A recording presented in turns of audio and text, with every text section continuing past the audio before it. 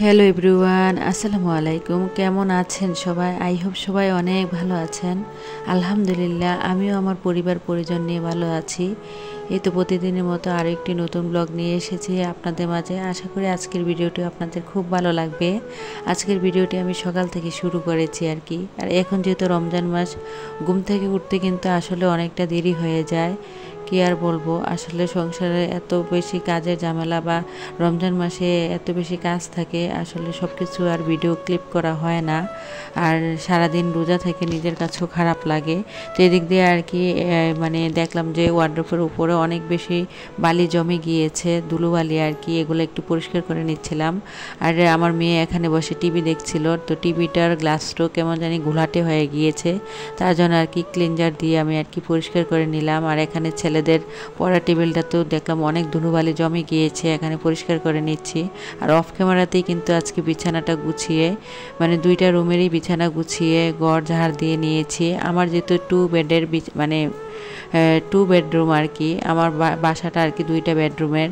তো এজন্য আর কি মানে দুইটা রুমই আমি কিন্তু অফ ক্যামেরাতে গুছিয়ে নিয়েছি। তারপরে এখানে চলে এসেছি বাজারে পড়বে।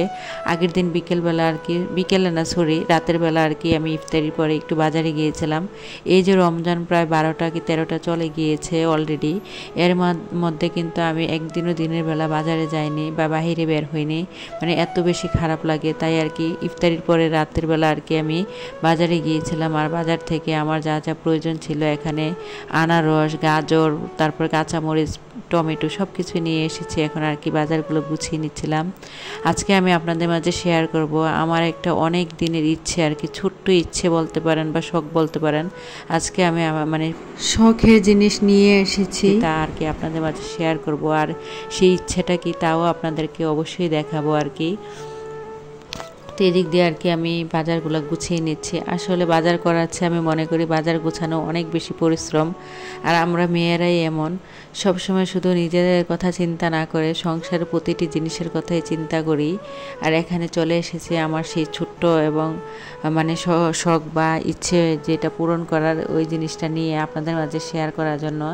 এখানে আর কি আমি প্রায় আজকে 7-8 মাস ধরে ভাবছিলাম অনলাইন থেকে কিছু টিউলিপ ফুল আনবো কি আনবো না, মানে এরকম একটা কনফিউশনে ছিলাম আর কি। তো আজকে অলরেডি আমি নিয়ে এসেছি, মানে অর্ডার করেছিলাম প্রায় 4 দিন আগে আর কি। তো এখন আর কি চলে মানে ডেলিভারি ম্যান এসে দিয়ে গিয়েছে, তাই একটু আপনাদের মাঝে শেয়ার করছি। আসলে মানে এই টিউলিপ ফুলগুলা এতটা কিউট, সবার মন কেড়ে নেয় বা নজর কেড়ে নেয় এই টিউলিপ ফুলগুলা। এখানে কিন্তু প্রায় 500 টাকার ফুল ছিল, এখানে প্রায় 10টা ফুল 50 টাকা করে নিয়েছিল আর কি আমার কাছ থেকে। আমরা মেয়েরাই এমন, সারাটা জীবন শুধু নিজের কথা চিন্তা না করে।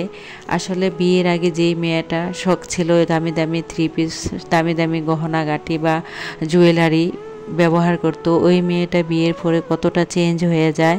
নিজের শখ আহ্লাদগুলোকে ত্যাগ দিয়ে শুধু সংসারের কথা ভাবে, কীভাবে তার সংসারটাকে পরিপাটি করে রাখবে, কিভাবে সংসারের এইটা সেটা মানে আনবে বা কি বলবো, মানে আসলে মেয়েরাই এমন, অনেক বেশি শৌখিনতা মেয়েদের জীবনটা।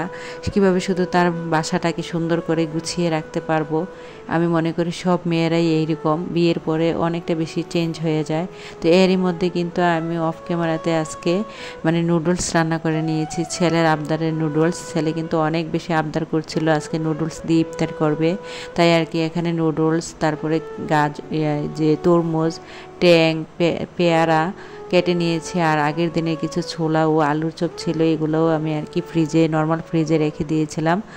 অফ ক্যামেরাতেই আর কি গরম করে নিয়েছি। আসলে দেখা গিয়েছে রমজান মাসে আসলে কোনো কিছু ভিডিও করতে গেলে ইফতারির প্রায় দেখলাম যে প্রায় সময় হয়ে যায়, ভালো করে কোনো কিছু ভিডিও করতে পারি না। তাই আর কি যতটুকু পেরেছি ততটুকুই আপনাদের মাঝে শেয়ার করেছি। তো ইফতারির পরে একটু রিল্যাক্স থাকা যায়, তখন কিন্তু আসলে অনায়াসে অনেক কিছুই ভিডিও করা যায়। তারপরে আর কি এখানে চলে এসেছি, ইফতারের পরে যে প্লেট বাটিগুলো মানে ছিল সেগুলো একটু আর কি ধুয়ে পরিষ্কার করে নেব। আর আমি কিন্তু সময়ের কাজ সময়ে করে নিতে অনেক বেশি পছন্দ করি। কোনো কাজ আসলে পরের দিনের জন্য জন্য ঝুমিয়ে রেখে দিতে পারি না আমি, বা অলসতা কি কাকে বলে আমার একটু পছন্দ না। আর আমি কেন জানি মানে আমার বাসায় আসার পর থেকে আমি দেখেছি আমার একটা বদ অভ্যাস হয়ে গিয়েছে।